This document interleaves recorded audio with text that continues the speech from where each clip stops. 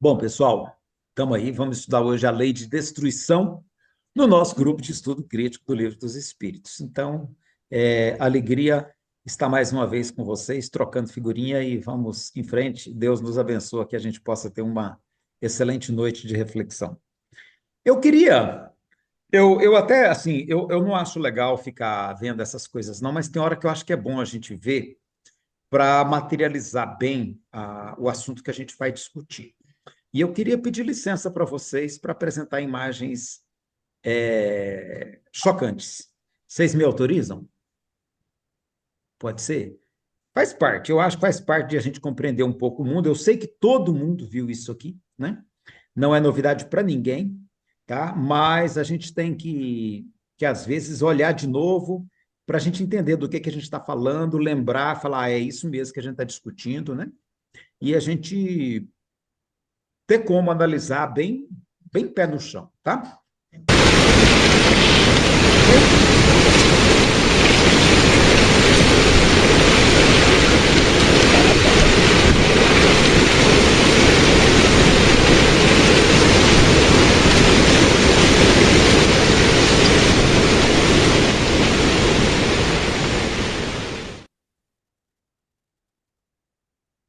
Todo mundo se lembra desse episódio, né, gente? On March 11th, 2011, at 2:46 p.m. local time, at a point in the Pacific Ocean 130 kilometers east of the city of Sendai, a monstrous earthquake not only shook but also displaced Japan. With a magnitude of 9, the Great East Japan Earthquake, the largest ever recorded in the country, pushed the island of Honshu, the largest in Japan, by 2.4 meters eastward. Look at the tragedy that was the tsunami.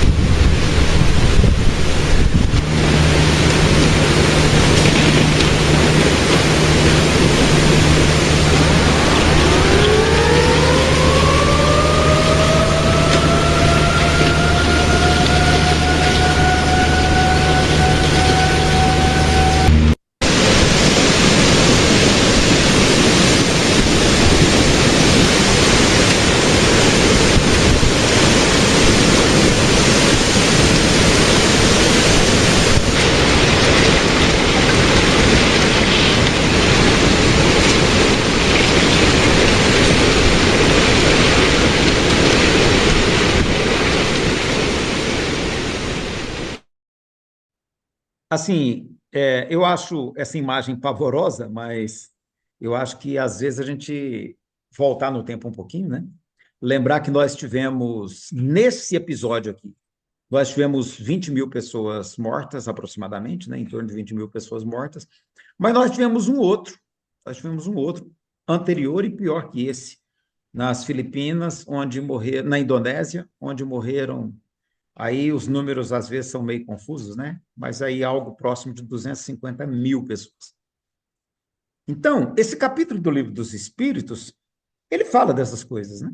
Ele fala dessas coisas. E eu acho que a gente precisa situar exatamente no fenômeno para a gente entender do que nós estamos falando e até ter condições de fazer um olhar crítico sobre comentários que a gente vê nas redes sociais em nome do Espiritismo, né? Eu acho que todo mundo se lembra que o tsunami de 2004, na Indonésia, foi associado com a transição planetária.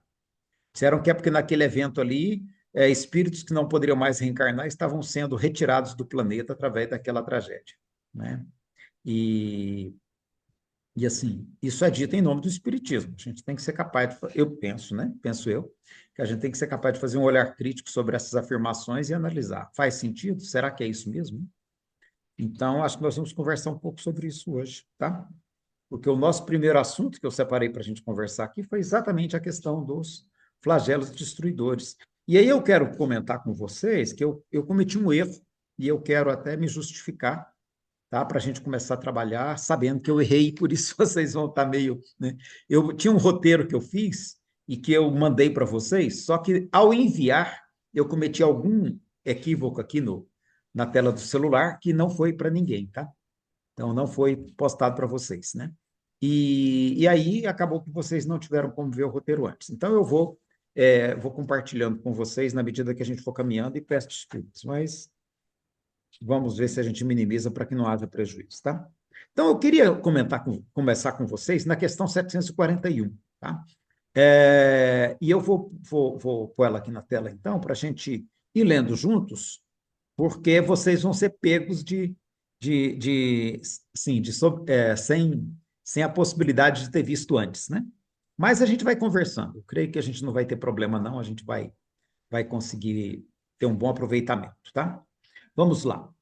E eu quero conversar exatamente sobre esses eventos à luz da questão 741, tá? Quem se oferece para ler para nós, por favor? Pode ser eu. Pode ser? Então, vamos lá. Questão 741. É dado ao homem afastar os flagelos que o afligem? Sim, em parte, mas não como geralmente o entendem.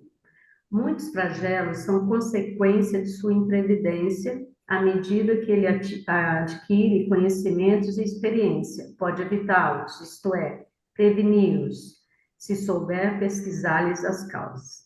Porém, entre os males que afligem a humanidade, há os de caráter geral que estão nos decretos da providência e dos quais cada indivíduo recebe mais ou menos a contragolpe. E a esses o homem só pode opor a resignação à vontade de Deus. Esses mesmos males ainda são frequentemente agravados pela sua negligência. Dentre os flagelos destruidores naturais independentes do homem, é preciso colocar em primeiro lugar a peste, a fome, as inundações, as intempéries fatais, as produções da terra. O homem, porém, não tem encontrado na ciência, nas obras de arte, no aperfeiçoamento da agricultura, nos afoliamentos e nas irrigações, no estudo das condições higiênicas, os meios de neutralizar ou pelo menos de atenuar muitos desastres. Algumas regiões, outrora assoladas por terríveis flagelos, não se encontram atualmente deles preservadas. O que não fará, portanto, o homem pelo seu bem material, quando souber tirar proveito de todos os recursos de sua inteligência e quando aos cuidados de sua conservação pessoal ele souber aliar sentimento de uma caridade verdadeira pelos seus semelhantes? Antes disso, ele tem aqui algumas outras questões, né? Se tem utilidade, e eu assim, eu acho que essa questão ela resume bem todo o ponto. Eu acho que se a gente ler essa questão aqui, ela dá um norte bom para a gente, né? Conversar a respeito. Aqui na anterior, ele vai colocar a relatividade da vida, que a vida material, às vezes, é tão fugaz, alguma coisa tão inexpressiva do ponto de vista espiritual e do ponto de vista de eternidade, que não deveria ser motivo de muita preocupação. Apesar de que eu acho esse argumento um pouco assim, não é de falar para ninguém, né? Principalmente na hora do sofrimento. Porque na hora do sofrimento você não consegue pensar nisso, que a vida é tão fugaz que o que tem eu ser estuprada uma vez, né? Ou eu, homem, ser estuprado, porque a vida é tão transitória. Isso não existe, isso não existe, né? Isso não existe. Meu filho foi assassinado, mas perdeu apenas a vida material. Isso não existe. Então, assim, eu acho que a gente também tem o cuidado de entender que isso aqui é uma análise geral e que não pode naturalizar o sofrimento como se não fosse problema para ninguém, né? Eu separei essa 741 porque eu achei que ela tem uma visão geral boa para a gente discutir, e tem aqui duas perguntas que eu queria que vocês me ajudassem. Eu queria que a gente listasse aqui alguns exemplos de flagelos naturais inevitáveis ocorridos nos últimos anos no Brasil, e queria que vocês listassem para mim quais que a gente poderia pegar aí. Rio Grande do Sul. Rio Grande do Sul. Tá, é a enchente, né? enchente É no Rio Grande do enchente, Sul. é. Tá. Mais algum? Fala, Lúcia. Então, assim, inevitáveis eu acho que não tem nenhum, Hum, porque todos, por exemplo, no caso lá do Rio Grande do Sul, ele aconteceu por mau uso da terra, entendeu? Então, retirada de, de, de áreas verdes e tal, para poder colocar pasto, tem uma porção de coisas que foram feitas que, que produziram a enchente. A enchente não foi natural, entendeu? Assim, não foi inevitável, seria evitável. E eu, assim, eu não lembro essas enchentes que aconteceram lá no Rio também teve, né, em 64, essas enchentes, será que elas são evitáveis, né? Será que elas não foram é, é, resultado de mau uso, né? Que aí é o que coloca aqui. Eu queria só, Elis, chamar a atenção dessa questão 737 que me deixou com uma pulga atrás da orelha, porque ele pergunta com que objetivo Deus atinge a humanidade por meio de flagelos destruidores, para fazê-la avançar mais depressa. Não vos dissemos que a destruição é necessária para a regeneração moral dos espíritos que adquirem a cada nova existência um novo grau de perfeição? É preciso ver que o fim para apreciar os resultados. Não julgai senão sob o vosso ponto de vista. Enfim, ele vai falando sobre isso.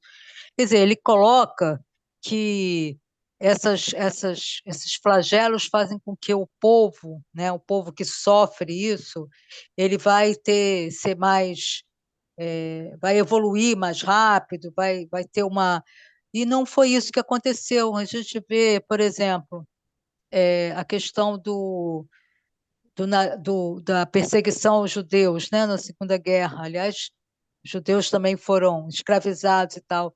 E você não vê que aquele povo se transformou num povo mais humano, mas pelo contrário, né? A gente vê agora o que está acontecendo. A mesma coisa no Japão, quando explodiu as duas bombas H. Não foi um flagelo natural, mas isso também, o que foi feito, né, para melhorar? Quem fez isso, né, os americanos que fizeram isso, eles se sentem constrangidos. Então, assim, tem umas coisas que estão muito incoerentes para mim. Era isso que eu hum. queria colocar. Alguém quer ajudar a Lúcia nessa reflexão aí, gente? Com que objetivo Deus golpeia a humanidade através de flagelos destruidores para fazê-la progredir mais rápido? Alguém quer comentar? Alfonso, vai lá, Eu Alfonso. queria, eu queria comentar que não é flagelo, isso aí não é flagelo. Isso aí é ação de destruição do homem. O flagelo que fala são naturais, né? São Uhum. terremotos, são tsunamis, inundações, enfim. Mas isso aí é a ação do homem sobre o homem. Na verdade, é assim, quase uma vingança de um homem contra o homem, num episódio de uma guerra que foi desencadeada. Então, não caberia, né? Uhum. Não teria como melhorar porque foram atos de no caso do Japão, Estados Unidos e Japão foi um ato de vingança. E no caso com relação aos judeus, foi enfim, uma loucura de um homem acompanhado por todo um povo, né?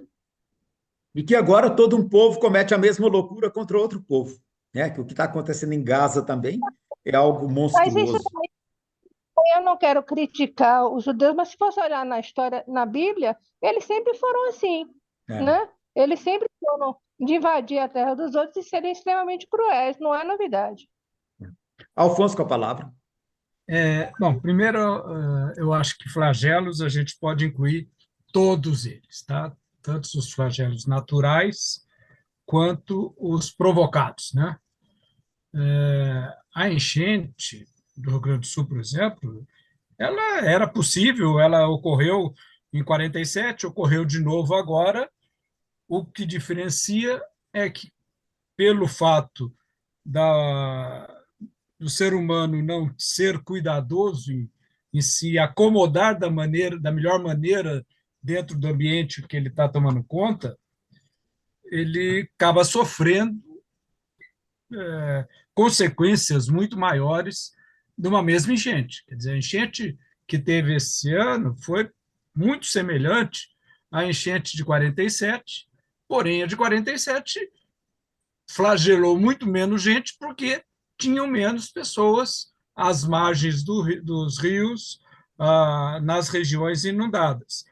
Então, esse ano subiu mais, o nível subiu mais. Subiu mais porque o ambiente estava construído, fechando mais o local de inundação do que estava em 47. 47 era muito mais aberto, tinha para onde a água escoar, que hoje não tinha. Então, subiu mais do que subiu. Então, o efeito natural foi praticamente o mesmo. As consequências foram muito mais trágicas nesse ano. A mesma coisa, questões das guerras.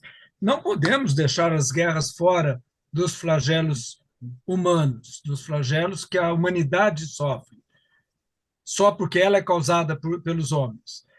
Spinoza tem uma frase que é excelente. Deus é e a natureza funciona como funciona. Tudo que estiver diferente disso é vontade humana. Então, o que não for dentro da natureza, no funcionamento normal da natureza, é vontade humana. Na década de 70, nós tínhamos, hoje já sumiu por várias outras razões, mas nós tínhamos a ecologia das regiões habitadas. O que se dizia nessa época? Que o ser humano ele modificava a ecologia do ambiente onde ele se consolidava. Então, a ecologia de uma cidade é diferente da ecologia daquele mesmo local antes da cidade existir. Só que hoje a gente está com a ideia de tudo que o homem faz causa mal. Não causa mal. Tudo que o homem faz permite que a tragédia seja maior porque nós estamos mais aglutinados, estamos mais acumulados. O tsunami, como teve no Japão, na Indonésia, é coisa mais comum há milênios. A Terra sempre teve esses movimentos. Nós temos comprovações geológicas disso. Só que, naquela época, existiam meia dúzia de pessoas que ninguém sabia que eles existiam. Hoje, na Indonésia foram quase 200 mil pessoas, no Japão foi 50 e tantas mil pessoas que foram vitimadas, então isso assusta de uma maneira muito maior. Mas a Terra tem esses movimentos. Na época de Kardec, por exemplo, não se sabia que as estrelas morriam. Tanto, a ideia que se tinha, examinando mapas astronômicos passados aos mapas astronômicos que estavam sendo desenhados no século XVIII, a partir do século XVI, XVII, até o final do século XVIII, a observação que os cientistas faziam é que aquela estrela não existia mais porque ela mudou de posição. Então, quem desenhou aquilo naquela época não podia ter visto aquela estrela. Ou então, aquelas estrelas passavam a existir porque quem olhava a olho nu antes não conseguia vê-la. Então, a ciência não estava... não admitia que pudesse ocorrer uma destruição total. Por exemplo, uma destruição da Terra, isso não era admitido na época. Uma destruição de uma estrela não era admitido na época. Hoje é. E isso faz parte da natureza. A natureza age desse jeito. A destruição é parte do processo, né, Alfonso? Faz parte do processo. A tradição indiana, agora, inclusive... essa questão da destruição faz parte do processo, já se tinha em termos de biologia, o próprio a frase do Lavoisier. Lavoisier, nada, Uhum. nada se cria, tudo se transforma, isso já era bem aceito e então esse tipo de transformação era o que acho que Kardec vem trazer nesse, nesse texto, nesse capítulo, é que, se você procurar na Bíblia, as tragédias sempre são vinganças divinas contra alguém. E ele vem dizer que não. Isso é São natural. coisas naturais É da em natureza. que quem sofre aquilo ou é por uma provação, a maioria é por uma provação, alguns, uma minoria, é alguma expiação. Mas, Coincidentemente, estão ali com algum débito no passado que possa ser exatamente, associado, né? É, exatamente, exatamente isso. ok. E eu acho interessante, Alfonso ia comentando, que a tradição indiana, eles consideram que o universo é regido por três forças, né? Três deuses principais, Brahma, Vishnu e Shiva. Onde Brahma representa a criação, Vishnu representa a destruição e Shiva representa a permanência, né? Então, assim, isso faz parte do processo. Agora, uma coisa que foi colocada tanto por você quanto quem falou primeiro foi a Marjorino, né? É o fato de que também tem aspectos que o homem tem participação e que a gente precisa refletir sobre eles, né? Nadir com a palavra, depois Lavínia e depois Marjorie. E vamos ver se a gente vai costurando isso aí. Vai lá, ô Nadir. Então, exatamente como você leu, você pediu aí a leitura do 741, em que Kardec deixa claro, né, que não só a providência divina, mas a maioria é obra do homem, né? A maioria é pelo homem mesmo, é o homem mesmo que cometeu, como a gente vê em tantos processos. Por exemplo, eu falei do Rio Grande do Sul, mas aqui em São Paulo, em São Sebastião, no litoral, então, ali no Rio de Janeiro, que sempre tem a mesma enchente no mesmo bairro, que eu estou Os deslizamentos no Rio de Janeiro, né? os As encostas. deslizamentos, que sempre tem, né? Então, eles não podem fazer alguma coisa contra isso? Por que acontece isso? No caso aqui de São Paulo, antigamente São Sebastião, aquelas aldeias de pescadores, foi substituídas por mansões, por casas ali, tomando tudo, e os pobres foi para as encostas. Então aconteceu mesmo no Rio de Janeiro. E aí a culpa é de Deus, né? Não é a culpa de Deus, é a culpa do abandono, do descaso, né? Quanto à guerra, também, A na guerra, guerra, vamos segurar a guerra um pouquinho. Vamos vamos segurar a segurar, guerra. depois eu falo, então. Porque a guerra E tem é um isso, é capítulo mais específico sobre obra isso, do homem mesmo, né? né? Muita coisa que a gente vê. É a mesma coisa acreditar que colocar tudo nas mãos de Deus. Então, vamos voltar lá ao tempo bíblico, né? Da Arca de Noé lá, que o povo pecador foi disseminado tudo, né? Então, eu não vejo lógica nisso, não. Eu acho que é mais obra do homem quando ele destrói, devasta tudo, né? E tem coisas que podem ser evitadas, sim.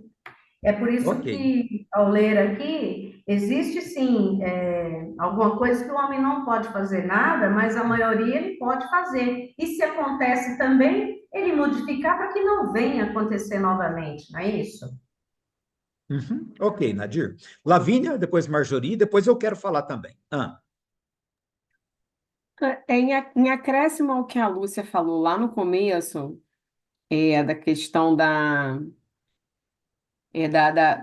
por exemplo, né, que os judeus sofreram o Holocausto e não aproveitaram, digamos assim, a oportunidade, me veio à mente a pandemia na Covid, né? Que poderia ser considerado um flagelo natural, na medida que eu, particularmente, não acredito nessa teoria de vírus criado em laboratório, né? De alguma forma isso apareceu aí. Você pode dizer que é porque o ser humano desmatou e aí teve contato com, né, um vírus antes confinado a uma área remota, etc. e tal, mas de certa forma é algo que foi natural.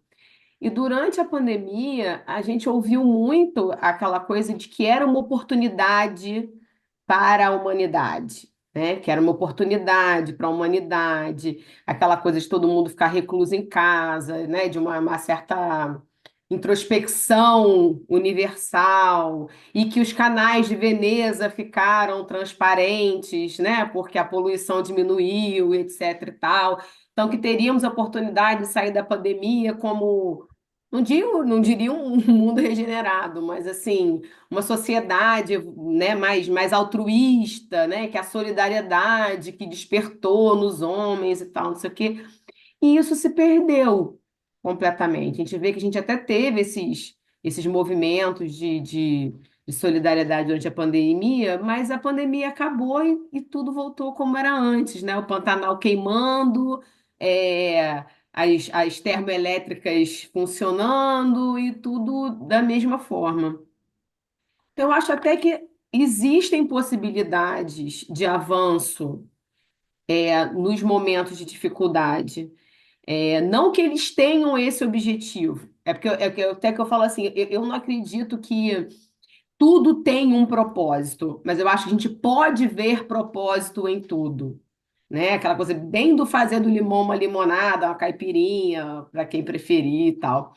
E a gente perde essas oportunidades. Agora, com relação a essa questão 741, especialmente na manifestação, no comentário de Kardec, o que me vem à mente é que eles estão pensando no mundo do século XIX, aonde os prédios eram pequenininhos, aonde as cidades eram mais esparsas, aonde ainda existia uma economia eminentemente rural, né, no começo da Revolução Industrial. Porque quando ele vem comentar aqui embaixo, que tem a fome, as inundações, as intempéries, ele vem apostando na inteligência humana para evitar que isso aconteça. A gente vê, por exemplo, as monções, né, na Ásia, que são milenares e que aquelas comunidades conseguiram, de alguma forma, se adaptar àquelas torrentes anuais. A gente vê Machu Picchu, né, quantos anos atrás, aquela forma de agricultura, né, em degraus também foi uma forma de se adaptar a isso tudo.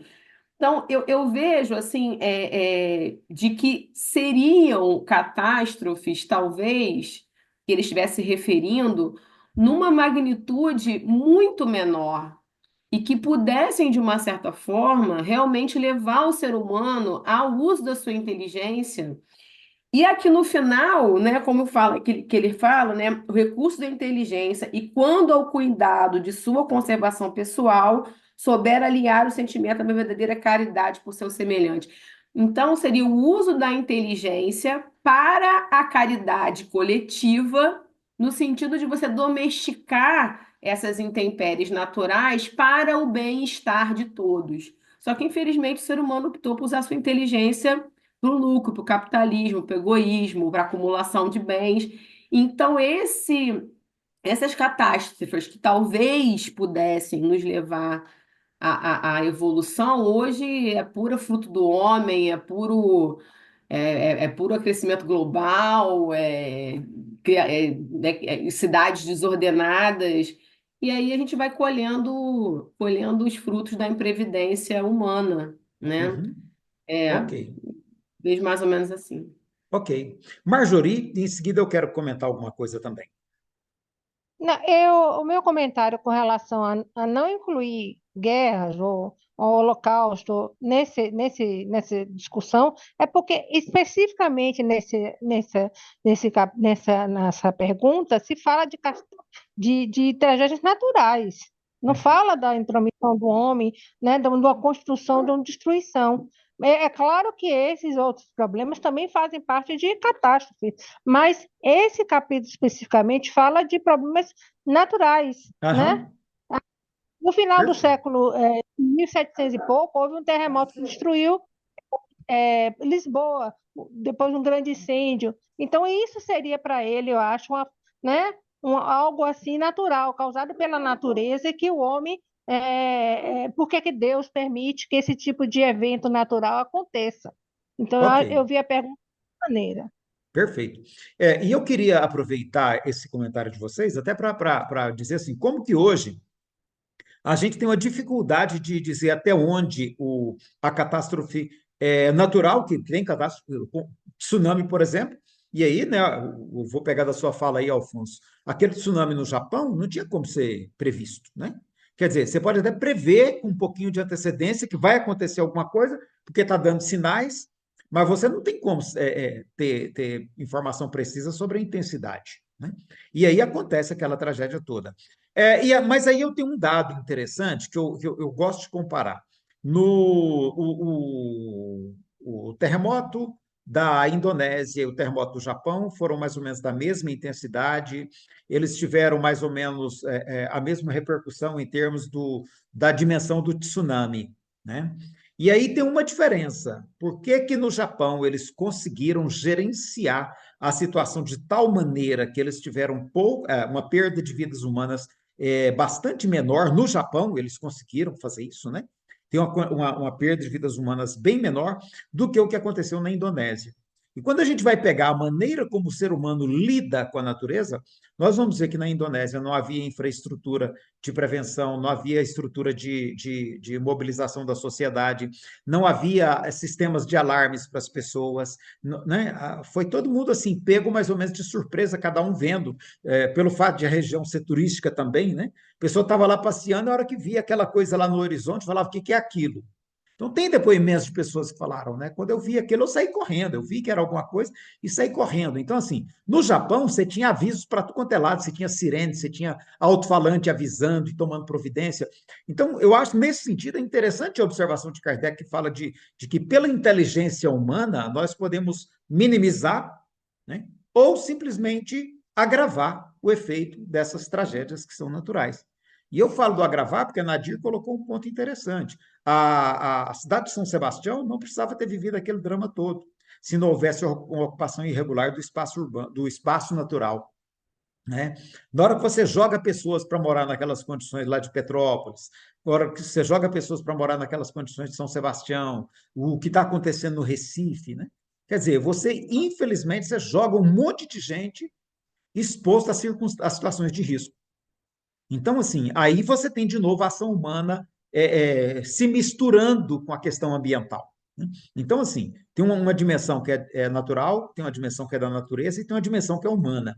O difícil é como a gente separa esses dois elementos em cada circunstância. Eu achei interessante o que o Alfonso disse também do Rio Grande do Sul, né, que a enchente de 1947 não teve tanta repercussão, tanto pela questão da ocupação do solo, quanto pelo fato também, né, de a gente não ter tido, por exemplo, eu achei interessante alguém fazer uma denúncia que todo mundo sabia que aquela região da margem do rio era uma região, tem até um comentário, né? Eu não sei, eu precisava lembrar agora, mas eu acho que eu consigo, pelo menos em linhas gerais.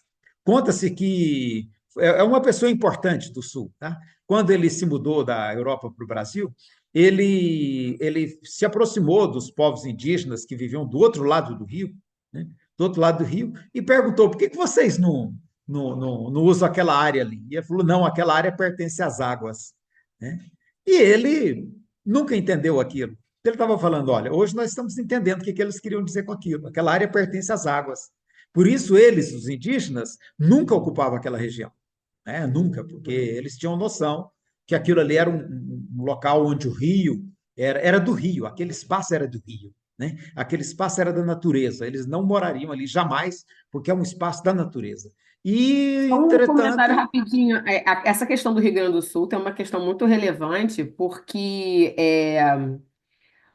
na verdade, eu esqueci o nome da formação geológica, que parece um lago, né? Que é o rio que faz uma barrigona, assim, né? é, Aquilo ali, se fosse considerado lago, a margem edificável é de 30 metros do lago. Se você considera rio, que o lago ele inunda muito mais do que o rio tem uma correnteza. Se ele for considerado rio, a margem edificável, aliás, minto, se for lago, acho que é 500 metros, se for rio, é 30. exatamente, eu já ia. Então, eles também fizeram uma construção de uma interpretação geográfica para propiciar A exploração do troca terreno, a exploração imobiliária comercial. que pudesse ficar mais próximo do rio. Então, também tem essa questão. Do rio, não, do lago. Do lago, na enchente de 43, que foi aquela loucura, eles fizeram uma barricada, né? Que assim que é o muro, fizeram bombas d'água, e agora estava tudo quebrado, sem manutenção. Então, pelo menos Porto Alegre não era para ter sido inundado daquela forma. Não era para ter a tragédia que foi, né? Então, assim como no Rio de Janeiro, Petrópolis também, há décadas que está dizendo que aquelas regiões são de risco, são regiões serranas que não deveriam estar sendo ocupadas, né? Mas a especulação imobiliária ninguém segura. Então, assim, São Sebastião é o mesmo caso. Eu acho interessante nesse ponto aqui, quando Kardec traz essa questão. E aí, Alfonso, eu queria pegar uma fala sua, que eu acho que é o aspecto que volta para a discussão da fala do Divaldo a respeito do tsunami de 2004, tá? Depois do tsunami de 2011, esse negócio todo aí de transição planetária, que, pelo amor de Deus, esse trem já me incomoda demais da conta, né? Porque eu não vejo o menor sentido na maneira como isso é trabalhado, né? E aí é só acontecer um negócio desse que começa a médium falar de quem que eram aqueles espíritos, por que eles estavam ali, aquela coisa que não faz sentido nenhum, né? E você ouve aquelas coisas e fala assim, gente, isso é ofensivo ao bom senso das pessoas, né? E aí eu gostei quando você colocou, Alfonso, a esmagadora maioria das pessoas ali, para elas é mera provação. Agora, pode ser que algumas pessoas que estejam ali tenham alguma questão no seu passado espiritual que fala, tá vendo, eu estou pagando aquela desgraça que eu fiz, né? Mas, assim, eu acho que é muito importante que a gente entenda que não faz o menor sentido a gente pensar num Deus que vai estar arrebanhando gente, juntando gente, né? Eu vi um médium, gente, pelo amor de Deus, eu tenho que contar esse processo até para eu desabafar um pouco, né? Teve um médium que fez um vídeo na internet falando que há décadas a espiritualidade estava reunindo no Rio Grande do Sul as pessoas que tinham que passar por aquela provação. E estavam afastando daquela região aqueles que não tinham débitos. Eu falei, gente, assim, sabe, sem imaginar que há décadas está sendo planejada aquela tragédia, tem espírito envolvido nisso. Eu quero chegar no mundo espiritual, pegar esse espírito, dar uma porrada no nariz de cada um e falar, você não tem coisa melhor para fazer, não? Para de ser vagabundo. Né? É negar o livre-arbítrio pura e simplesmente, né? Pura e simplesmente, sabe? E construir uma ideia de um Deus assim, absolutamente sem sentido, né? É um Deus que gosta de brincar de Playmobil, né? Fica mexendo com os bonequinhos assim, né? E sem contar que a tragédia atingiu só pobre, né? Entendeu? Os que são bons não merecem. Porque Nadir, mas isso é merecimento, Nadir. Isso é merecimento. A pessoa que vem rica, ela merece. Isso é merecimento, gente. Não é? Então, assim, eu acho que é isso que a gente tem que conseguir, sabe? No olhar crítico do Livro dos Espíritos, a gente, pelo menos, tanto perceber a intervenção humana e os limites da natureza e os limites humanos, né? Que tem correlação, as coisas não estão tão separadas quanto a gente poderia imaginar a princípio. Eu gosto daquilo que você falou também, Lavínia. Uma coisa é analisar a tragédia natural do século XIX. Outra coisa é analisar a tragédia natural no século XXI. Né? A gente não pode misturar e dizer que é a mesma coisa. Uma coisa é a gente analisar o problema da distribuição de alimentos, que Kardec comenta aqui, da fome, né? No século XIX, quando você não tinha nem facilidade de transporte. Outra coisa é você falar de escassez de alimentos no século XXI, quando tem alimentos sendo jogados fora em diversas regiões do mundo e faltando em outras, né? Com toda a facilidade que tem hoje para transporte, para manuseio. Então, assim, eu acho que a gente não pode simplificar a análise e esquecer que tem agência humana em tudo isso aí, né? Eu acho que nem tudo está perdido. Niterói aprendeu com a tragédia do Bumba. Tem obra de contenção de encosta para a cidade à torta e direito. Pelo menos a minha cidade aprendeu alguma coisa. O Bumba está super revitalizado, todo mundo assistido e tem obra de contenção de encosta pela cidade inteira. Tá vendo, né? Acho que é isso, né? De que maneira que a prevenção humana pode dar conta dessas coisas, né? Pelo menos para minimizar os impactos. Eu acho que com isso, eu acho que a gente tem condições. Deixa eu ver se eu notei mais alguma coisa. Eu tinha até anotado, mas vocês bagunçaram meu plano inteirinho. Um item tá? que eu acho que chama muita atenção Ah, nessa primeira parte aqui, né, é o Deus como se o Deus fosse um ser que estivesse manipulando, que tivesse preocupação de cuidar da terra, de atuar sobre a terra da maneira como ele coloca, né? Então, volta a ser um Deus antropomórfico. Então, Deus está longe disso. Deus não é aquele um que descansou, que fez em 7 dias e descansou, mas também está longe de ser aquele um que vai meter o bedelho em qualquer coisa. é. E aquela discussão, eu acho até interessante, né, o Alfonso, a discussão teísmo e deísmo, porque ela remete a isso, né? Eu, no final das contas, não fico nenhum com nem outro, porque eu acho que as duas têm suas limitações, mas são boas para a gente pensar, sabe? Esse negócio de você acreditar com Deus que está interferindo em tudo, eu sempre gosto de ilustrar com uma situação que é real, tá? Eu achei muito interessante, foi um jogo aí que era importante, de Copa do Mundo, e aí era uma final de Copa do Mundo, e o repórter lá, todo empolgado, né, foi lá e entrevistou o artilheiro de um time que era o craque que fazia gol, assim, todo jogo ele tirava 1 ou 2 gols, e o cara era bom, fera para fazer o gol, e ele entrevistou e ele falou assim, ó, eu tô pedindo a Deus e com fé em Deus nós vamos conseguir fazer uns 2 gols nesse jogo, tal, né? Aí ele foi e entrevistou o goleiro do outro time, que também era um brilhante, né? E o outro também, com toda a fé dele, dizia assim, olha, eu já pedi a Deus e hoje aqui nesse gol não entra bola, né? Eu falei, bom, Deus hoje está com um problema sério, porque os pedidos são contrários, né? E os dois estão contando que Deus vai ajudar. Então, assim, essa visão de que Deus interfere na vida humana, que é a ideia do teísmo, né?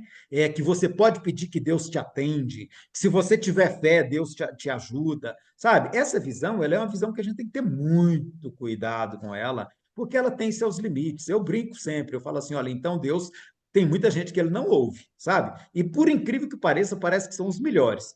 Tem um tal de Jesus de Nazaré que ele deixou o cara ir para a cruz assim na maior covardia, né? E os seguidores dele todos, tá? Morreram de uma maneira muito bruta, né? E por outro lado eu vejo gente que não vale nada e parece que pede a Deus e Deus atende tudo. Então assim, essa visão teísta a gente tem que ter muito cuidado, né? Eu acho Você que a não visão acha? deísta que acha que Deus também é assim, criou o universo, criou tudo, e o resto acontece, que é uma visão que tem a ver um pouco com o taoísmo, né?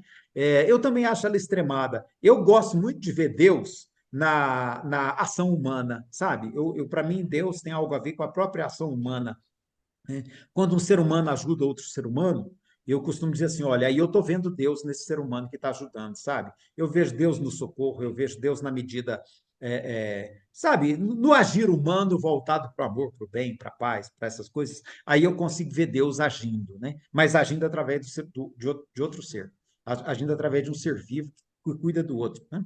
Porque senão a gente vai entrar para uma visão de Deus muito antropomórfica, né? O joguinho de Playmobil, e a gente vai entrar para afirmações muito loucas, né? Eu anotei aqui, eu acho que esse assunto dos flagelos está bem explorado, gente. Tem alguém que gostaria de discutir algum outro ponto em relação a isso? Dois e próximo. Então tá, estava todo mundo querendo falar de guerra, vamos falar de guerra, que é o próximo capítulo do Livro dos Espíritos, né? E aí eu quero falar e eu quero mexer com vocês de novo, tá? Porque eu acho que esse aqui, eu quero ler mais questões desse aqui, porque tem muita coisa interessante, né, que eu acho que a gente pode aproveitar aqui. Eu vou compartilhar e gostaria que outra pessoa lesse um pouquinho para nós. Quem mais pode ler para a gente? Eu leio. Tá, vai lá. Questão 742. O que leva o homem à guerra? Predominância da natureza animal sobre a natureza espiritual e saciedade das paixões. No estado de barbárie, os povos só conhecem o direito do mais forte. É por isso que a guerra constitui para eles um estado normal. À medida que o homem progride, ela se torna menos frequente, porque ele lhe evita as causas, e quando ela é necessária, ele sabe fazê-la com humanidade. O que é fazer guerra com a humanidade, hein? Aqui tem várias questões que eu quero, que essa questão me suscita aqui. Primeiro, a questão de associar a guerra à barbárie. Será que essa associação como é que a gente pode entender essa associação? Guerra tem a ver com barbárie, tem a ver com ser primitivo. Pessoas civilizadas não fazem guerra. É isso mesmo que está dizendo no texto, não é? Estou entendendo errado? Me Eu ajude. não, eu não vejo dessa forma, não, Hum. Elisa. Assim, Não, eu estou acho que falando se o texto está dizendo isso. no estado de barbárie, os povos só conhecem o direito do mais forte. Entre os civilizados, isso não acontece. Isso tem a ver com o Não era estado de isso que ele barbárie. via, né? Hã? Não era isso que ele via. O próprio Kardec chegou a ser do exército. É, a Revolução de 32, 48. Ele fugiu, inclusive, Ele da de passou por 32, né? situações É, internas na França e não justifica ele dizer. Agora, se você pensar em barbárie em termos do indivíduo, quer dizer, aquele indivíduo que ainda tem um pensamento que se ele for o mais forte, ele que ganha qualquer coisa, aí podemos manter a frase, mas em termos de civilização, não. eu pergunto isso porque, assim, olha, eu vejo Kardec muito pensando naquele pressuposto de um mundo civilizado, que era a Europa, tá? E lá fora, os bárbaros, tá? Que também isso aconteceu com Roma. Roma se achava a civilização, né? E o restante do mundo eram os bárbaros. Os bárbaros sobre os quais eles podiam dominar e arrecadar impostos. A Europa fez a mesma coisa. O processo de colonização é um processo que acontece 1.500 anos depois, mas com a mesma lógica, né? Nós somos os civilizados e tudo que está fora é barbárie e nós podemos explorar isso porque não tem dono, né? Não tem dono. Olha, a África está até hoje vazia, a América vazia, não tem ninguém lá. Ah, mas lá tem os indígenas. Não, mas aquilo lá, né?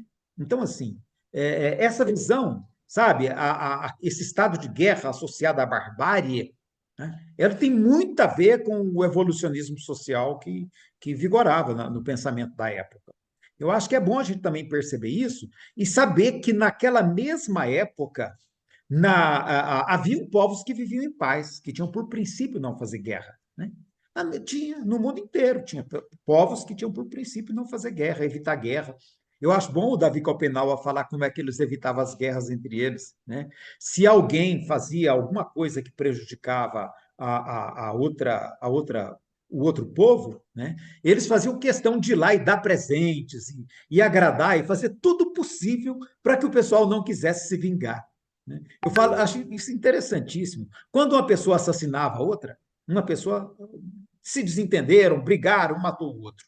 A família do que matou não brigava com o cara que matou, não. Ele matou porque se desentenderam, né? Faz parte, fazia parte. O que eles faziam era recompensar a família da vítima de tal maneira que a família da vítima se sentisse tão bem recompensada que não teria coragem de se vingar. Olha que interessante. É outra lógica. É outra lógica. Então, assim, o princípio era vamos fazer de tudo para manter a paz, né? Para evitar confronto, evitar conflito. Então, assim, eu acho que é importante a gente saber que esse entendimento ele tem a ver, ele é historicamente situado, né? Ele está falando de um povo que está vindo da Revolução Francesa, que está vindo dos conflitos europeus do século XIX, que não eram poucos, está vindo de uma rivalidade histórica entre França e Inglaterra, né? Mas para eles são civilizados e, quando necessário, faz uma guerra com humanidade, ou seja, só mata o estritamente necessário. Eu acho isso muito doido, tá? Então, Yes, assim, lembrar que Napoleão era considerado um espírito superior e não tem um general de maior carnificina do que ele. Então, eu é, acho que era o pensamento da época, né? uhum. É bem lembrado, viu, Marjorie? Porque na primeira edição do Livro dos Espíritos, Napoleão está entre um dos espíritos que ajudaram Kardec a elaborar a obra, tá? Então, assim, aí depois na segunda eu acho que Kardec olhou e falou assim: esse trem tá certo, não, deixa eu tirar. Então vamos lá, gente. Vamos avançar na leitura um pouquinho, porque eu acho que a gente pode aprofundar essa discussão um pouquinho mais. Continua para nós, Lavínia, por favor. A guerra desaparecerá algum dia da face da terra? Sim, quando os homens compreenderem a justiça e praticarem a lei de Deus, então todos os povos serão irmãos. Uhum. Linda. Eu Continua? sonho com esse dia, tá, gente? Vamos seguir. Qual foi o objetivo da providência, tornando a guerra necessária? A liberdade e o progresso. Quero conversar sobre isso. Primeiro, parte do pressuposto que que a providência tornou a guerra necessária, né? Então, a pergunta já induz a resposta. Então, a liberdade e o progresso, bem eurocentrado, né? Eu vou levar o progresso aos outros e eu vou lutar pela minha liberdade. É. E para levar o progresso, pode ser que eu precise matar uma meia dúzia lá, porque, né? Não tem É jeito, uma eles guerra com a resistem. humanidade, eu estou levando a humanidade, né? Guerra, Estou guerra com a levando humanidade. civilização. Né? Estou levando Deixarão de ser civilização. Se eles resistirem à civilização, é que talvez a gente tenha que, então, né, forçar. Porque E progresso é positivismo puro, né? positivismo puro, no sentido positivista, inclusive, assim, a gente não pode perder de vista que esse progresso aqui, ele é tecnológico, ele não significa que seja um progresso moral, né? Mas os europeus achavam que era moral também. Então, eu gosto de ouvir o Krenak. O Krenak é muito bom, ele diz assim, olha, quando os europeus vieram para cá e eles se achavam os povos civilizados, eles não percebem que quem chegou matando e destruindo tudo foram eles, né? O nosso povo resistiu na medida do que foi possível, mas a gente não tinha nem a condição militar, nem a condição o hábito bélico, né, a cultura bélica que eles tinham, e a gente não tinha como fazer face à violência deles. Mas eles se achavam os superiores né, a nós. Eles se achavam os melhores, os moralmente superiores. Então, é bom a gente entender também, né, que esse progresso aqui está longe de passar por uma reflexão moral. É progresso militar, é progresso bélico, é progresso tecnológico, do ponto de vista, inclusive, da possibilidade de causar dano ambiental, né? Então, E a assim, letra A é pior ainda. A letra A é hã? pior ainda. Vai A lá. letra A é Aham. pior ainda. Então, lê para nós, Lavínia, Peraí. continua. Se a guerra deve ter por efeito alcançar. Tá aí, caiu, tá? Deixa eu ver se a gravação está continuando. Está gravando, Voltou. ok. Então, voltou, tá tudo certo, é só compartilhar a tela de novo. Foi algum pico aqui na energia, gente. E Lavínia, foi falar que tinha que riscar o livro. tá vendo? Olha, gente, isso é Você coisa. viu, né? A Você pessoa viu, fala você coisa que não viu que, deve, né? você Vai viu lá. que o É espírito a falou ira, assim, o quê? Não vou, vou deixar é a gravar. ira divina, gente. A gente quer me destruir. Então, lê de novo, A a lei Lavínia. divina, você viu como que é a lei de Talião, viu? De Ó, novo, mas então. Se a a pergunta guerra é deve. muito boa, hein, Elias? Ah, A pergunta aí dele. Então, vamos repetir. Está Se a guerra esperando. deve ter por efeito alcançar a liberdade, como é que frequentemente ela tem por objetivo e resultado a escravidão? Escravidão momentânea para cansar os povos, a fim de fazê-los progredir mais rápido. Deixa eu só colocar uma observação, que aqui no meu livro fala subjugação, até eu acho que é pior do que escravidão, porque ele fala assim, e por resultado da subjugação, a subjugação momentânea para abater os povos. Eu acho mais duro do que está aí na nessa tradução da edição. Maria Lúcia aqui. É. Gente, Mas Mas, assim, eu acho até que o termo subjugação é mais apropriado, né? Porque assim, não é obrigatoriamente a escravidão, mas a subjugação de uma cultura, de um povo, de um território, O né? meu já está A gente não esteja diferente. mas falando da escravidão como a ele gente fala imagina. então, mas ele fala subjugação momentânea para abater os povos. Eu O meu é sovar os mais, povos. acho mais duro do que a escravidão para abalar. Sei lá. é. É. E assim, né, Porque gente? subjugação, a Eu, escravidão tem um quê de você pode se libertar. A subjugação, não. subjugação é diferente de escravidão. Meu também Porque... é subjugação.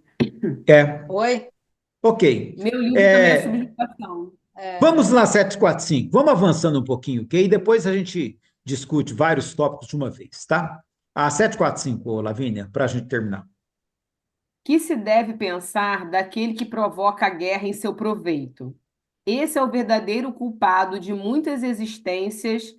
Não, perdão. Este é o verdadeiro culpado e muitas existências lhe serão necessárias para expiar todos os assassínios de que tenha sido a causa, pois responderá por todo homem cuja morte tiver causado para satisfazer sua ambição. Ok. E aí eu tenho, então, algumas questões que eu quero pôr para vocês. Eu queria que a gente fizesse um passeio mental agora, tá? Queria propor que a gente faça um passeio mental pelo assim, pelos as razões que levaram à guerra da Ucrânia, as razões que levaram à guerra na faixa de Gaza, as razões que levaram aos diversos conflitos que estão acontecendo exatamente neste momento na África, tá? E as razões que levaram, já é a terceira liderança estadunidense que eu ouço dizer isso. Eu ouvi isso de uma pessoa, de uma mulher que é do alto comando militar dos Estados Unidos, ouvi isso de um senhor que também tem uma posição proeminente lá no Ministério da Defesa estadunidense, e ouvi isso da boca do Donald Trump, tá? A afirmarem que sua próxima guerra dos Estados Unidos será contra a China, tá? E aí eu queria ver como é que a gente analisa essa questão da guerra a partir dessas razões modernas que têm levado as pessoas à guerra. Queria ouvir vocês a respeito disso. Eu acho eu acho, na minha opinião, se Deus pune em várias encarnações, eu acho que aquele Putin é um Hitler. Então, para mim, ele invadiu a Ucrânia para território, para tomar mesmo território. O mesmo, e tem uma usina nuclear lá também, né? Então, ele, na verdade, ele era para ser aliado, cuidar da Ucrânia, e, na verdade, ele invadiu para ampliar o território, para fazer de novo a União Soviética, né? E é um monstro para mim. Então, o Netanyahu ali também é domínio de território, é extinção da outra raça, né? Para mim, eu vejo assim, é extinção. Eu não acho que por causa de agora tem cento e poucos, as pessoas que estão na mão do grupo Hamas, Depende. Cento e poucas pessoas, eu não acho que isso justifica matar 40 mil palestinos. Então, para mim, ele tem o interesse realmente de extinguir, de acabar com os povos, com a Palestina, e isso há muito tempo ele vem fazendo, né? Aí ele só justificou. Agora eu penso, como que uma nação subjugada por vários e vários anos não vai ter terrorista? Até eu seria. Né? Então, qualquer um de nós seríamos terrorista. A gente está lutando pelo direito de ser uma pátria, né?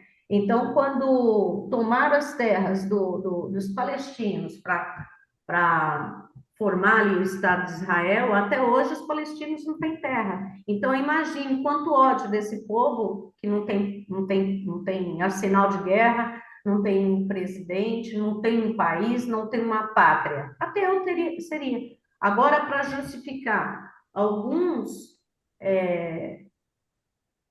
sequestrados, ele mata milhões. E a América não está nem aí para isso.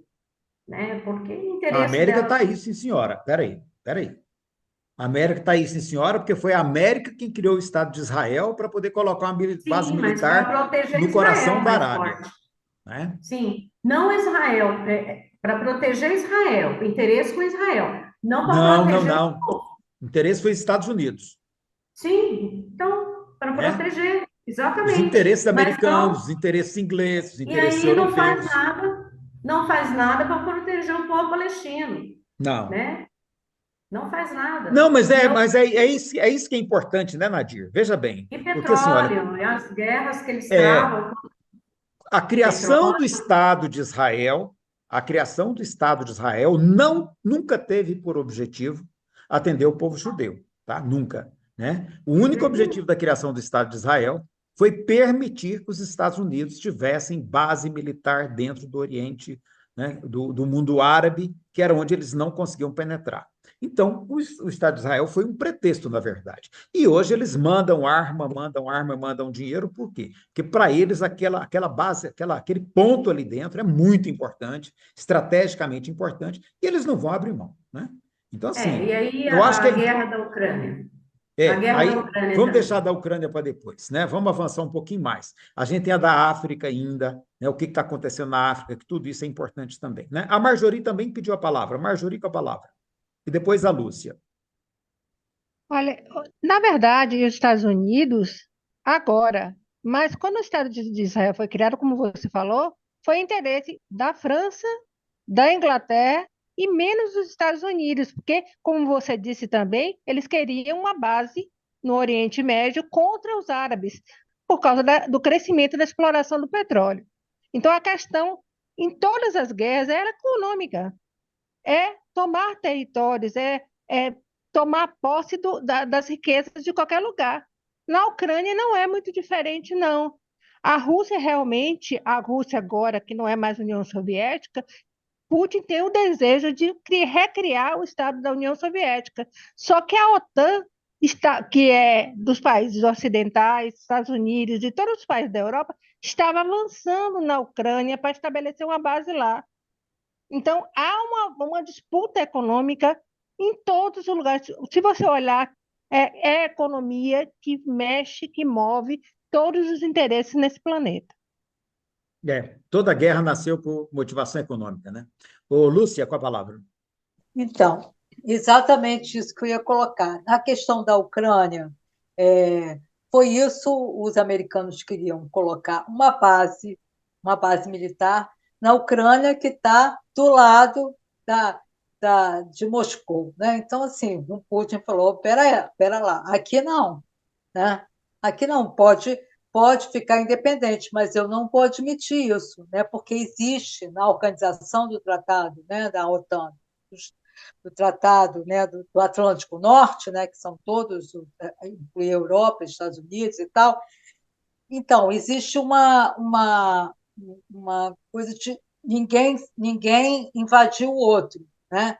E era isso que estava indo contra a soberania. Aí o Putin falou: peraí, aí não vou deixar. Como tem uma frase que meu marido usava, que eu gosto muito, que é, os Alexandres esgotam as Grécias. E é isso que vai acontecer com os americanos, entendeu? O tempo todo eles trabalham essa questão de dominação, né? Querem dominar. E eles acham que eles vão conseguir combater a China. Eles já tentaram em outras épocas, né? Já tentaram. E nunca conseguiram. Por quê? Porque existe uma organização que a China não nasceu ontem, né? É uma civilização muito antiga, né? E muito diferente. E tem uma organização, né, que é impressionante. Tanto que essa questão do vírus, o vírus chinês, de quem era essa narrativa? Né? Era americana, né? O tempo todo. Por quê? Porque também a China tem uma questão de laboratório, que é um dinheiro bom, né? Que você vender vacina, você vender remédio, né? Então, os americanos, espera lá, vamos combater, vamos inventar que esses caras estão fazendo uma guerra biológica. E o tempo todo é essa narrativa, né? Aí vai ter uma hora que o chinês lá vai ficar de saco cheio, e aí eu acho que aí sim, aí tem razão o Kardec. A gente vai ter que evoluir. Pela liberdade e pelo Evoluir, progresso, né, Lúcia? Pela aí liberdade e sim. pelo A progresso. gente vai progredir, vamos progredir, vai todo mundo lá para outro. Eu acho Na Terra não vai, eu acho vai essa ter mais discussão condição. relevante, gente, porque assim, olha, nós não podemos hoje analisar o fator guerra com o mesmo olhar que existia no século XIX. Século XIX, você tinha ali uma Europa, e a Europa ela tinha seus conflitos internos, era Prússia, França, Inglaterra, né? Então, você tinha ali um universo de conflitos muito bem localizado, né? E que era disputa, sim, já milenar, inclusive, né? Milenar. Tá? Então, Deixa eu quando só você. complementar.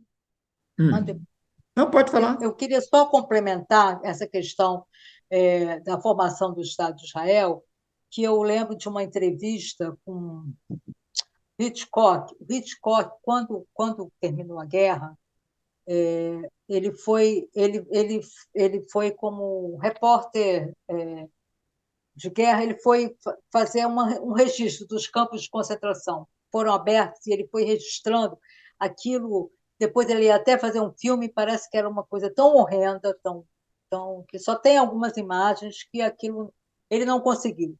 E ele guardou, Então, escondeu e nunca mais quis ver. Está lá guardado até hoje. não quis porque era um negócio que era Horroroso muito demais. horrível. E aí foi uma coisa que ele falou que os próprios europeus falaram que não tinha condição de manter os judeus lá na Europa. É como se você tivesse uma bomba atômica. Aquelas pessoas, elas desenvolveram um ódio mortal por todos. Por quê? Porque como que eles foram submetidos àquela crueldade? Então, era preciso retirar. É como se você falasse, retirar esses escombros daqui. Então, essa questão humanitária, vamos fazer o Estado, isso é tudo balela. A questão era, vamos tirar esse câncer daqui, porque esse povo aqui, ele não vai se regenerar. Não tem ressocialização. Nós vamos dar uma de bonzinho, vamos botar ele. E outra coisa, você Vamos arranjar um lugar para se encostar esse povo. os americanos, se eles fossem tão bonzinhos, né? A americana é tão bonzinho, eles teriam jogado as bombas lá no Hiroshima e Japão? Nagasaki. Teria A jogado? guerra já estava vencida, A guerra inclusive. já estava terminada, mas era uma questão de sabe por quê que eles fizeram isso? Porque a União Soviética ela foi a que salvou a humanidade. Foi a União, foi foi a União Soviética que enfrentou o Hitler de todas as maneiras. Se não fosse o exército soviético, entendeu? A situação ia ser muito pior, porque o Hitler tinha informação, tinha tecnologia, tinha 500 coisas, entendeu? E aí a União Soviética foi lá, mandou gente, foi uma carnificina. Foi uma carnificina, eles mandaram pessoas sem nenhuma capacidade para poder enfrentar Eles o trabalharam com exército. quantidade contra um Hitler que tinha tecnologia, né? Tecnologia, mas então eles tiveram uma coragem De sobre-humana enfrentar no peito e na raça. de enfrentar o Hitler. E foi graças a essa coragem que aí conseguiu se tomar, né? Conseguiu se retomar, né? Invadir A Berlim. Europa e tal. E aí, essa narrativa, imagina a gratidão para a União Soviética. E essa narrativa os Estados Unidos quis quebrar. Ele quis quebrar e não mediu esforço. E É uma quebrou. crueldade imensa. E Né? quebrou, né? Eu acho, Depois você veio com falando um aí, eu já te plano passo, Marjorie. Marshall para salvar e tal, né? Aquela coisa toda. Né? Eu te passo agora, Marjorie, só um comentário, né? Eu acho, Nadir, quando você falou aí do Putin, né? Assim, a gente não pode perder de vista que desde 2005, me parece, tá? Que o Putin tem tentado negociar com a OTAN para a Rússia fazer parte da OTAN. Tá? Então, eles falaram assim: ó, nós queremos fazer parte da OTAN para que nós sejamos todos povos amigos. Né? Só que, ao longo desses quase 20 anos, nunca sequer foi discutida a possibilidade de a Rússia fazer parte da OTAN. Ao contrário, Eu estou pegando o mapa aqui, eu acho que é até interessante a gente compartilhar o mapa. Deixa eu Mas compartilhar ele ele não é aqui. membro? Hã? Como é que é? Ele não é membro? A Rússia é membro. Não, não, não. A Rússia nunca foi aceita. Ela nunca foi aceita como membro da OTAN, tá? E essa que é a discussão do Putin. Por que que nós não podemos ser aceitos? Porque tem alguma razão específica pela qual nós não possamos ser parte da OTAN, né? Então, Ah, e ao talvez. mesmo tempo, os países ao lado, todos estão entrando para a OTAN, né? Então, eu não vou conseguir compartilhar aqui, mas o mapa é muito interessante. Você vê assim, ó, o cerco se fechando ao redor da Rússia, com países que vão aderindo à OTAN. A Eslovênia, a Hungria, a República Tcheca, Polônia, Lituânia, Letônia, Estônia, vai fechando o cerco, né? Aí o Putin falou: espera aí, agora a Ucrânia, né? Inclusive a Ucrânia já foi parte da Rússia no passado, e a grande parte da população é russa, inclusive, né, do ponto de vista étnico. E aí o Putin fala: não, peraí, então vamos resolver esse negócio diferente. Então, assim, a questão Eu não sei, para mim é tem muito um. complexa, né? E tem Para mim interesses tem um membro, geopolíticos né? e tem interesses geopolíticos e econômicos muito grandes por trás. O que a gente vê aqui é o que eles querem que a gente veja, na verdade, né? E aí tem toda uma propaganda para poder criar um sentimento anti-China, anti-Rússia, anti-África, né? Anti-povos indígenas. Anti-Colômbia. Então a gente tem que estar no meio de tudo isso, tentando decifrar o que está por trás, né? A Marjorie, depois o Alfonso. Vai lá, Marjorie. Bom, o que eu queria dizer é que a Ucrânia, além de tudo, ainda tem um bolsão de nazifascistas lá dentro, né? Então, assim, são nazistas mesmo que estão lá. E só que eu também discordo com relação a esse papel somente da União Soviética na Segunda Guerra Mundial. Foi horrível, uma carnificina. Eles jogaram o povo para poder barrar a ascensão dos nazistas. Mas depois que eles venceram, eles saíram invadindo a Europa, inclusive estuprando mulheres. Era a prática da guerra dos povos eslavos estuprar as mulheres. E não por acaso, se você for nesses países que antes eram da União Soviética, eles odeiam os soviéticos, os russos, por conta desse tipo de comportamento.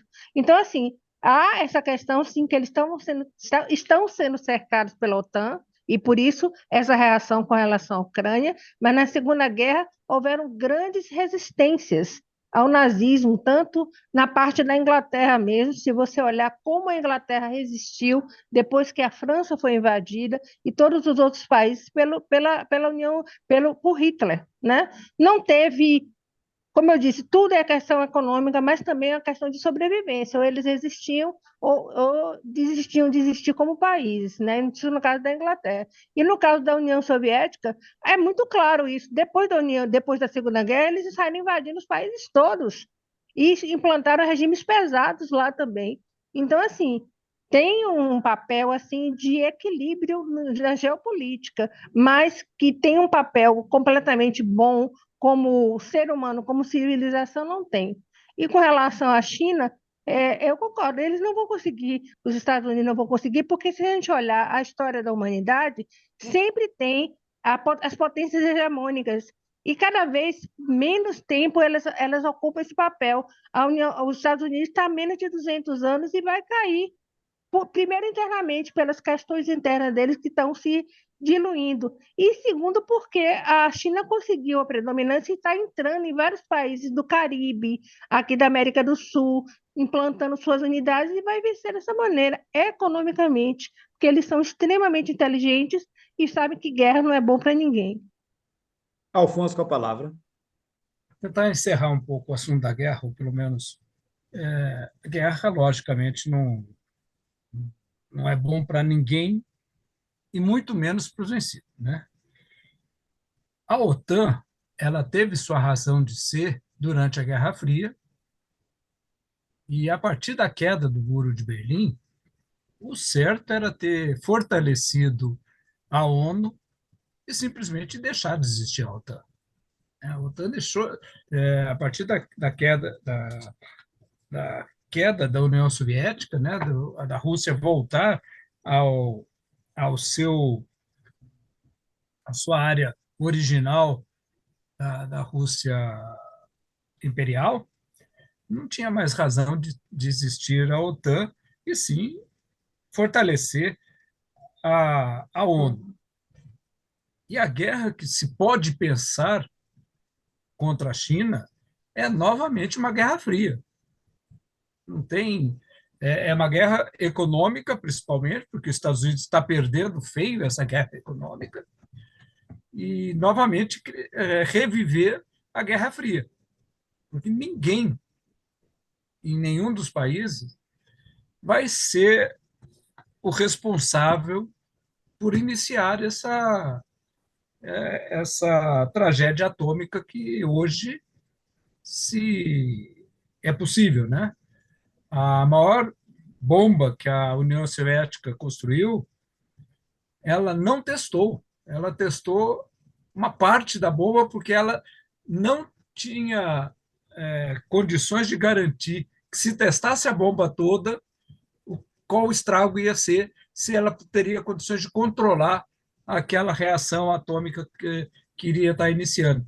Então, nós estamos no mundo já há algum tempo, mas hoje um pouco melhor definido, porque hoje nós temos regras aceitas entre os vários países na questão do controle nuclear, mas o que deve provavelmente voltar em relação à China, ou ficar numa situação de embate econômico muito forte, ou voltar a uma situação de Guerra Fria, como nós tivemos com a União Soviética e Estados Unidos nos anos 60, 70. Não tem situação que existe vencedores de um lado ou do outro. Existem os perdedores, e quase todos são.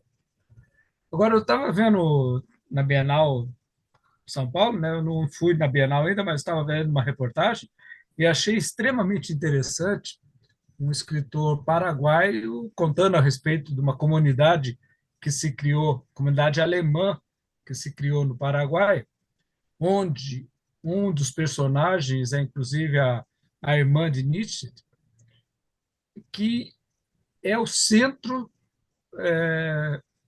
do nazismo, o centro cultural não, mas o centro das ideias do nazismo, que depois foi para a Alemanha, começou aqui no Paraguai. Eu achei isso aí extremamente interessante.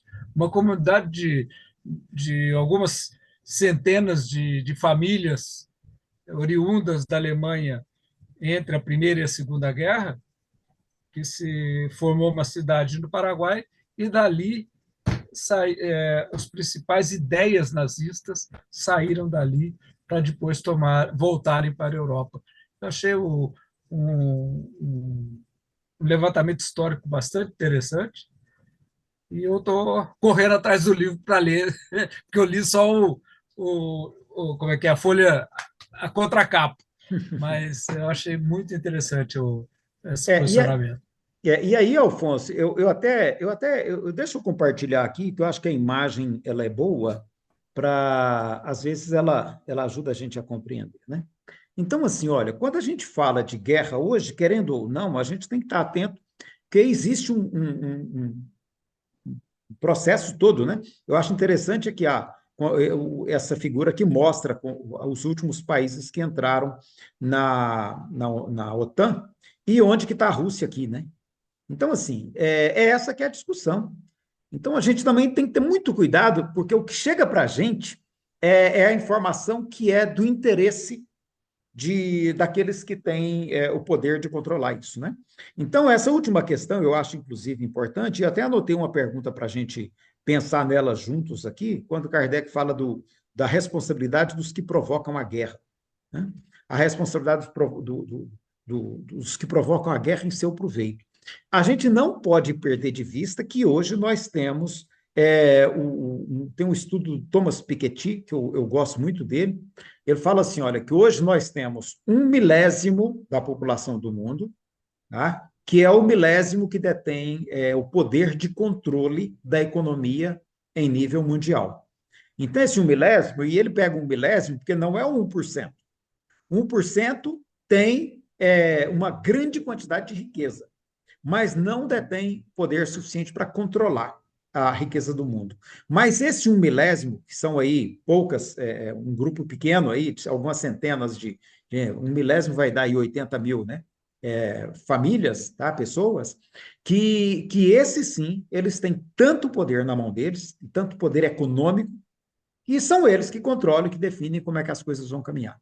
E assim, então é muito interessante, porque o que chega para a gente é aquilo que mais ou menos é possível, através de controle de mídia, através de controle de governos, através de todas as formas de controle possíveis. E é claro que, de alguma maneira, a reação também, as coisas vão, de alguma maneira, se movendo. Isso não está estático e controlado, sob controle total, né? As reações sociais, elas se dão, e hoje meu filho mesmo estava comentando aqui da questão do movimento de resistência à extrema-direita. Então, nós temos pessoas hoje nas redes sociais fazendo barulho e gritando e reclamando para tentar fazer frente a esse movimento e tentar impedir, por exemplo, que o Pablo Marçal se eleja como prefeito de São Paulo, né? Então, assim, tem tudo isso em discussão e o povo está se mexendo. Eu acho que é interessante a gente perceber isso, sabe? Porque quando Kardec traz essa questão aqui, olha, né? O que você deve pensar daquele que provoca a guerra em seu proveito? As guerras, hoje, mais do que nunca, elas atendem a interesses específicos de grupos econômicos, né? Então, a gente não pode perder isso de vista. Quando o Elon Musk quer fazer viagem para Marte para poder ver se é possível estabelecer vida humana lá, eu acho até muito interessante. O Ailton Krenak, ele ironiza o Elon Musk, né? Eu falo assim, olha, por que ao invés de ir para Marte, tentar construir base para colocar seres humanos lá, por que ele não preocupa em melhorar a vida humana no planeta que ele já vive, né? Se o dinheiro que ele gasta, para tentar fazer uma base em Marte, dava para resolver todos os problemas do planeta Terra. Então, assim, são coisas que a gente tem que estar pensando, refletindo, sim, porque tudo isso tem a ver com o tema da guerra que está no Livro dos Espíritos, que está explorado a partir dessas possibilidades que Kardec tinha no seu tempo, né? E que hoje a gente não pode deixar de ver com um olhar muito mais aguçado, porque a realidade social mudou muito. E aí, eu só quero o último assunto do capítulo, que é pena de morte, nós vamos deixar para estudar na próxima semana, tá? Ele vai ser o tema da próxima semana. E eu quero estudar pena de morte com um outro olhar. Eu quero começar perguntando para vocês, e queria que todo mundo já pensasse, a partir de hoje até sexta-feira que vem, se pena de morte realmente foi abolida na maior parte dos países do mundo, como a gente diz, tá? Elon Musk quer explorar livremente as riquezas minerais de Marte, pois é, né? Então, assim, sobre a pena de morte, eu queria que a gente pensasse, que a gente pesquisasse um pouquinho e fizesse uma análise a respeito do assunto, sobretudo considerando a alta taxa de mortalidade que nós temos aqui no Brasil pelo poder do Estado, tá? Então, eu queria que a gente analisasse a pena de morte por esse olhar. Faltam apenas 3 minutos, eu acho que não vale a pena a gente puxar qualquer outro assunto. Eu acho que, da maneira como a gente explorou, acho que... Deixa eu ver se tem alguma pergunta que eu não apresentei a vocês aqui na questão da guerra, tá? Porque eu acho que foi muito... tem uma outra questão, eu até anotei aqui do Elon Musk, né? Porque quando o Elon Musk assume que eles vão sim interferir nos governos onde for necessário para que eles preservem seus interesses econômicos, eu fico pensando assim, até que ponto ele também, ou todo mundo que junto com ele faz esse tipo de movimento, como está acontecendo agora na África, né? Tem países europeus, tem governos europeus injetando dinheiro em movimentos guerrilheiros para poder manter sob controle, tá, aquele povo que já está subjugado há 400 anos. Então, como eles estão tentando, mais uma vez, reagir, sair da opressão, então tem gente injetando dinheiro ali nos movimentos armados, em milícia, para poder impedir que eles consigam, de novo, tá, se emancipar e ter sua própria independência. Ali a África está toda ainda sob controle europeu, tá? E é um campo também onde eles não vão conseguir manter muito tempo mais. O povo africano está reagindo, né? Então, acho que é isso. Lúcia, te dou 1 minuto para você fazer seu comentário para a gente poder encerrar. Por favor. Então, é porque eu não sei se você vai tratar da pena de morte, vai entrar no capítulo homicídio ou não. Porque tem uma questão aqui, a 751, que ele fala assim, Kardec pergunta, como se explica que entre certos povos já avançados do ponto de vista intelectual, o infanticídio esteja nos costumes e consagrados pela legislação? Ele faz essa questão, e aí a resposta que eu achei interessante é que ele fala: o desenvolvimento intelectual não leva à necessidade do bem. O espírito superior em inteligência pode ser mal. Quer dizer, primeiro ele fala logo no início que os flagelos é para ajudar você a evoluir e tal. Depois ele coloca isso, que o espírito inteligente, né, Ô, Lúcia, ele pode ser mal. Aí, assim, só terminando, é aquele que tem vivido muito sem se melhorar. Ele o sabe. Eu achei. Não, mas assim, hoje que a gente Igual sabe, corta. hoje que a gente sabe que as respostas elas têm um cunho muito mais teológico do que a gente imaginava até então, né? Eu acho que isso fica mais fácil. Dá uma pesquisada nesse assunto, porque tinha na Europa, nessa época, século XVIII ainda, eu sei que existiam povos onde o infanticídio era prática comum, tá? Então, assim, eu acho que vale a pena se você puder trazer alguma coisa nesse sentido para nós, porque esse vai ser o tema do nosso próximo encontro, ok? Tá? É porque eu não vou estar no próximo encontro. Que né? pena. Tá bom, gente. Abrindo os microfones para nos despedirmos e até a próxima sexta-feira. Muito obrigado pela possibilidade que a gente teve de conversar hoje. E semana que vem estamos aí de novo. Tchau, Boa gente. noite, pessoal. Grande Boa abraço para semana. todo mundo. Valeu. Próxima semana. Bom fim.